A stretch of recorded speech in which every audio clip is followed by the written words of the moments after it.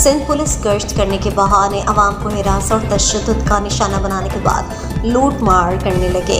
मोहम्मद जुनैद ने अपने वालिद के हमरा मीडिया से गुफ्तगू करते हुए कहा कि मैं बाइक अपनी बहन का पेपर मुकम्मल होने के बाद इसे लेने के लिए जा रहा था। अय्यूबकोट नदी के करीब 2 पुलिस वालों ने हमें रोका। मैंने पुलिस वालों से कहा कि मैं अपनी बहन को लेने जा रहा हूँ। वो स्कूल में धूप पर खड़े मेरे इंतज़ार कर रही है, मुझे जाने दें, मगर उन्होंने मुझे जाने से इनकार कर दिया। मैं काफ़ी मिन्नत समाजत कर रहा था, मगर पुलिस वालों को कोई रहम नहीं आ रहा था। मुझे होटल में बिठाकर खुद खाने में लग गए।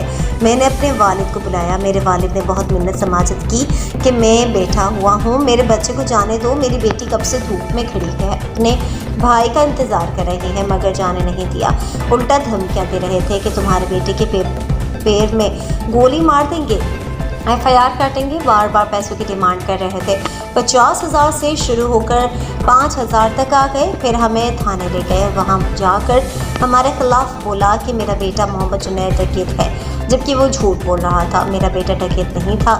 थाने के जाने के बाद हमें इन पुलिस वालों के नाम का पता चला, जो कि एक राजा खोकर था, दूसरे इनके साथ और थे।